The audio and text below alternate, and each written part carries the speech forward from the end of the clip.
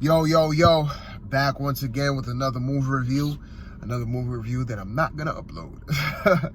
I'm just joking. These movie reviews will get uploaded. I have a whole bunch of movie reviews that I haven't uploaded yet, like that I've did from months ago, and even I did one like, I think it was a year ago. Yeah, so I just got to get around to uploading it, man. I'm just moving at a snail's pace, but I mean, they will get uploaded someday, and maybe one person will see it. Yeah, you know what I mean? But anyway, man, this video is gonna be for the new movie Terminator Dark Fate. This is the movie review for that film. Just got back from seeing it 10-15 minutes ago, and in short, I actually quite enjoyed it. I think it was a pretty cool movie. I wouldn't say it's like great or anything like that, but it's not bad at all. You know what I mean? I know I've been hearing, rumblings saying that this movie sucks and this and that, and I was like, I don't know, man. I don't know. But, I went into it, I didn't set my expectations too high. I just went into it just to watch the movie, and in the end, I'm not mad that I saw it. Like I said, I did quite enjoy it a lot. Well, I wouldn't say a lot, but I did enjoy it. I was entertained by it. Like I said, it's a pretty cool movie. I like it. It's definitely one that you should see. I don't know if you should see it in maybe a matinee. I would say just check it out in a matinee. I don't know if it's worth full price, really. But I think it's at least worth the matinee showing in the theater. You know what I mean? It's not a movie that will like blow you away, really. It's not a movie that's gonna be like, oh man, this was like, oh man, so dope. It's serviceable, it's cool, it's fine. You know what I mean? You go into it, you're gonna get entertained by it. I think it had just the right amount of action. The story is pretty easy to follow. It's not convoluted or complicated. It's pretty easy to follow. It's just one of those films, I guess. It's just straightforward, you know what I mean?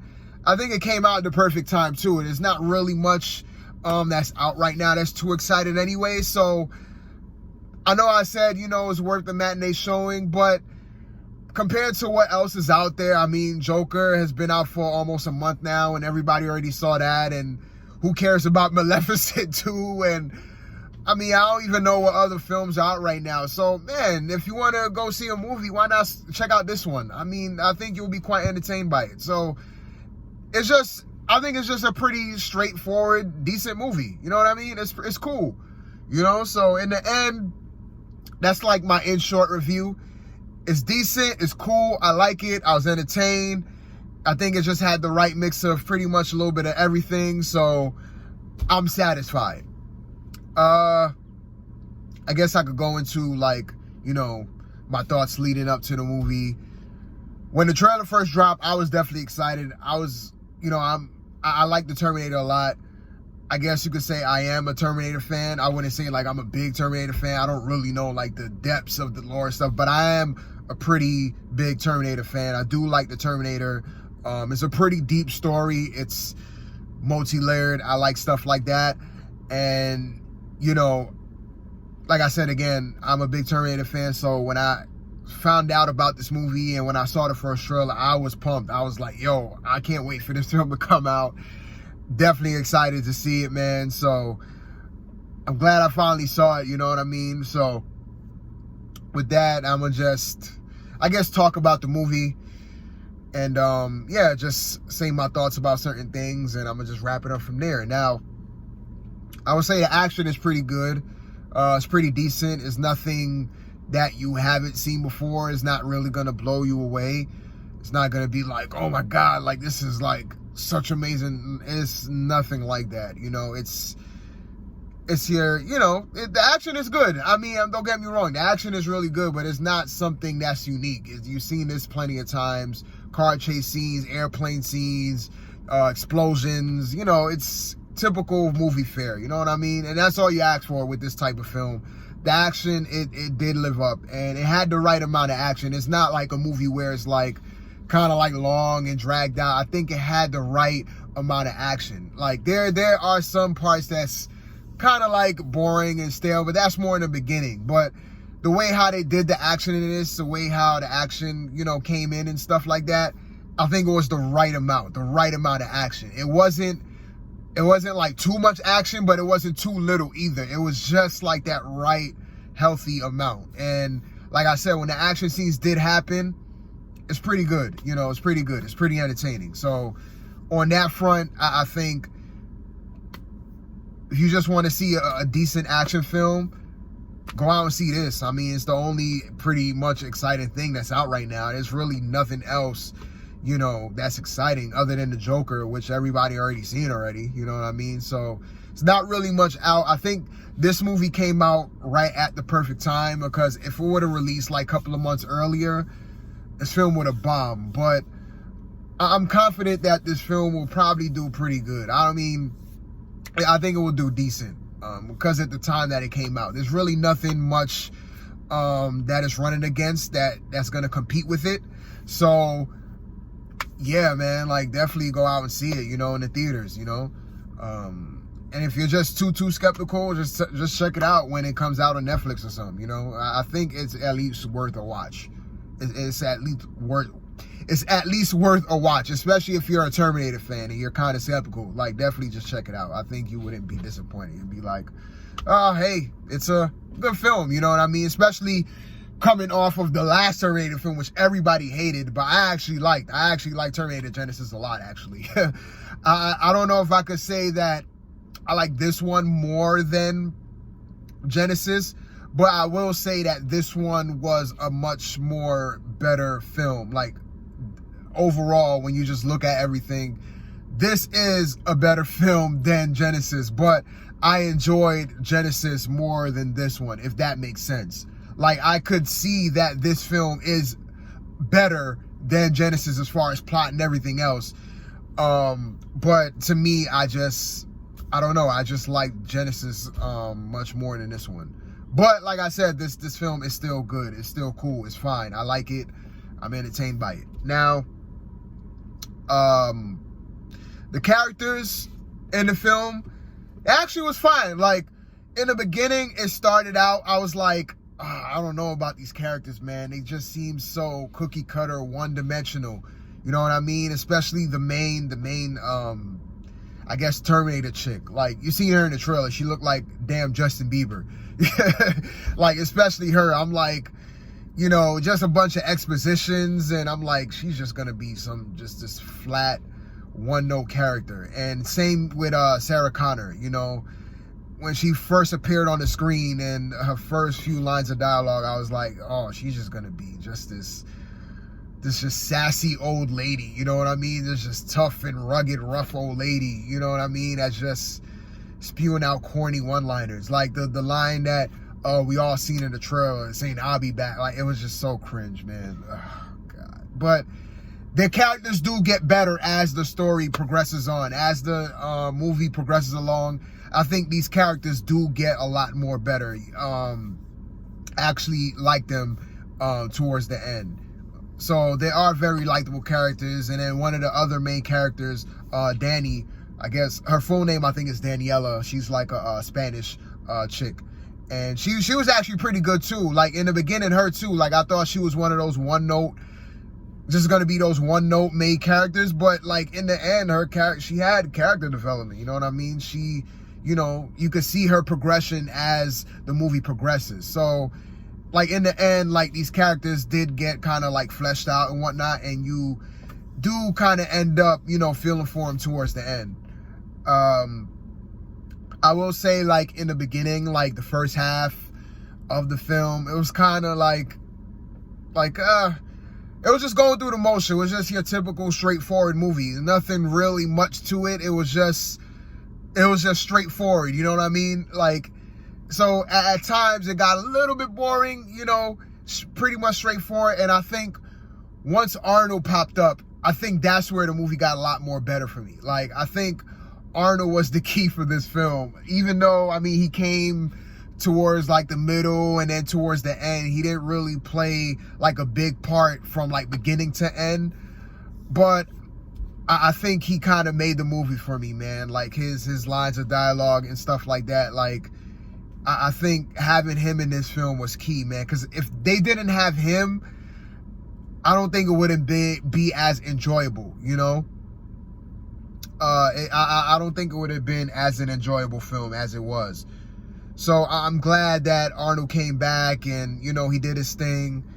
And yeah, like, yo, props to Arnold, man.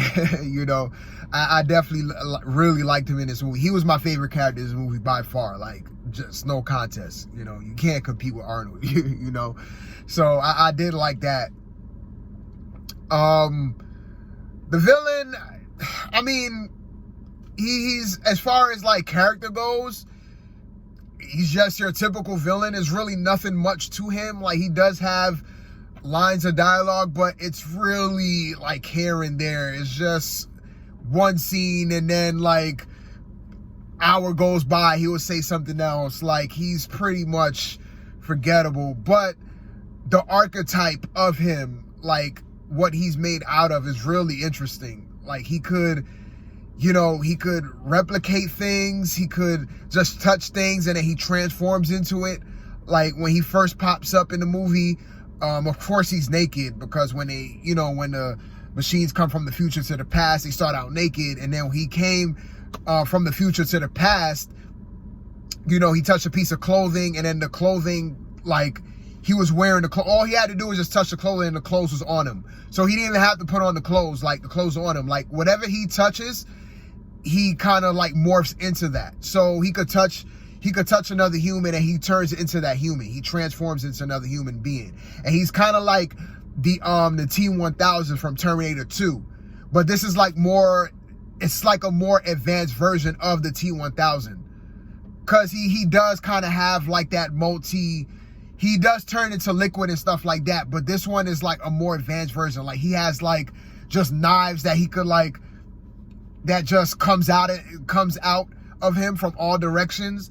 And I think it's like two different pieces. So you have like, the villain is like the main Terminator skeleton, but the exoskeleton, which is like the skin part, is kind of like this liquid, like this black liquid. And that could be like its own entity. So you basically have like a 2-in-1 kind of thing, where you have like the Terminator machine, and then you have like this black exoskeleton liquid that could shapeshift and transform into humans, you know, pretty much anything. And it basically transforms into humans for the most part throughout the movie. But I'm pretty sure it could transform into a lot of other things, but it's really focused on just transforming into other humans. And I just find that interesting. Like, a lot of the fight scenes that they had with the villain is like it's pretty gruesome. You know, they like chop his head off and they do a whole bunch of things to him. And, you know, if it was a regular human being, you would have been like, oh, this is too much, especially if you're squeamish. You would have definitely been like, oh, this is too gory. But it's a machine, so it could do anything it wants to. And they was chopping that bad boy up, man. They was shooting him up, slicing him, everything. Like, this dude is indestructible. This thing is, I don't know what because I forgot to say this part, but in the beginning, I'm gonna go into spoilers right now. So it starts out, I think, after Terminator 2. Yeah, because Sarah Connor, she basically defends the machines from John Connor. So John Connor lives on, blah blah blah. So the movie starts off when she's like on vacation with her son in the beach. And make a long story short, a Terminator pops up, Arnold pops up and kills John Connor. So John Connor dies, and it fast forwards to 22 years later. So 22 years later, it picks up in, I think it's in Mexico, where the main character, Danny, lives. She's like Mexican, and she has a family, father and a brother, and one of the main Terminators, which is the good Terminator. Well, this Terminator is not like a official Terminator. She's like an augmented Terminator. She's kind of like a cyborg. She's actually a human from the future, but she got very badly injured in a battle in the future, and she asked the people who rescued her, you know, her co-soldiers, whatever you want to call them, the people who were in her army, her soldiers, she asked them, you know, to augment her. So she's kind of like, she has like Terminator parts in her, but she's still like a human. So she pops up, and basically the whole premise of the movie is she's trying to save Danny from the Terminators, because Danny is a threat to the Terminator, the cyber, you know what I mean, the Terminators in the future. So I'm gonna kind of go into my rant right now. This is just Terminator. This is kind of like Terminator 2 all over again. It's the same premise all over again. You have this chosen one, or whatever you want to call it, that's a threat to this cyber race in the future, and they have to go back in the past to kill that person who's the threat in the future to this cyber race. And it's the same plot point all over again. This is just Terminator 2 all over again, with John Connor and trying to protect John Connor, you know, from dying. It's the same thing. We've seen this before. You know what I mean? You know, even the villain, yes, the villain is interesting, but the villain is basically T-1000.2 or T-1000.5. Like, this is just a more advanced version of T-1000. But when you look at the villain of the film, it's like, yeah, this is the T-1000 all over again. And it's just like, the plot is just one big protection mission, like just to protect this one person from dying, because this person is a key to the future, because she, which is Danny, she is the one that's gonna fight against the Legion. Yeah, the AI that creates the cyber machines is not Skynet, because remember, at the end of T2, Sarah Connor basically defeated the Terminators. So, and John and Connor live. So Skynet doesn't even exist. It's now the Legion. So this Legion created the cyber machines. So Danny, in the future, she is the one who leads the resistance to fight against the Legion.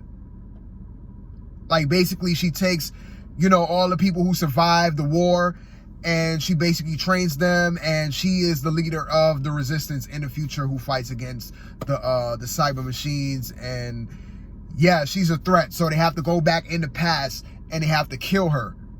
You know what I mean? And instead of her having, like, her possibly having a child who's gonna be the leader of the resistance in the future, she is actually the one who is kind of like the chosen one to fight against the machines in the future. So they have to kill her. But like I said before, we already seen this actually happen. We've seen this. This is like I said, this is like Terminator 2 all over again. Like, you know what I mean? So yeah, it was a good movie, but like I said, it's the same thing all over again. Like, we've seen this before. This is nothing new. So it's kind of like pointless, you know what I mean? And even how it ended is like, okay, like, you know, are we going to do this all over again in the sequel, in the next possible sequel? Like, it's like, how much can you remix the same plot points all over again? You know what I mean? So, I mean, yeah, it was, at the end of the day, the movie was fine. The movie was a good movie. It's entertaining, it's enjoyable, but it's kind of pointless because we've seen this happen before. We've seen this happen in Terminator 2. You know, it's just the same thing all over again. And it's like, what's the point? You know what I mean? It's not really a new, like, I thought this was going to be a totally new plot point, but they basically just rehash what they did 20 years ago. So it's kind of like a lazy premise, you know what I mean? Because you already seen this happen before. You have one chosen one who's gonna lead the resistance, into victory, and they have to go back in the past to kill the Chosen. Like, we've seen this already, you know what I mean? And especially how it ended, because they made it seem like Danny was the Chosen One, but how it ended, they kind of made it seem like Grace, which is the augmented Terminator from the future who came back in the past to protect Danny. The way how they did it, they made it seem like Grace is kind of the Chosen One, because at the end, Grace dies, and the future Grace dies because she has like a power source in her. That is the one thing that kills the T-1000.5. So Danny has to take out the power source from the future Danny, and she takes out the power source. She kills the future, the T-1000 that came from the future. And in the end, like, Danny, of course, because it's present day, Danny from the present day, she meets up with the young Grace. And she's basically saying that, yeah, we have to make sure that Grace lives on and that this don't happen again. And she was like, I forgot what Sarah Connor said, because she was with Sarah Connor in the ending scene. And she was like, yeah, let's do whatever we can to protect her, basically, pretty much. And it ends. And I'm like, okay, well, you kind of made it seem like Grace was the Chosen One, but now it's like, I mean, you kind of made it seem throughout the movie that Danny was the Chosen One, that she was the key to end the war. Like, she was the key that was gonna kill all the cyber machines and kill Legion. But in the end, you're kind of like, wait a minute, like, they're making it seem like Grace is the chosen, like, Grace is the important piece. So who is the chosen? Is it Danny or is it Grace? You know what I mean? It's like, I don't know.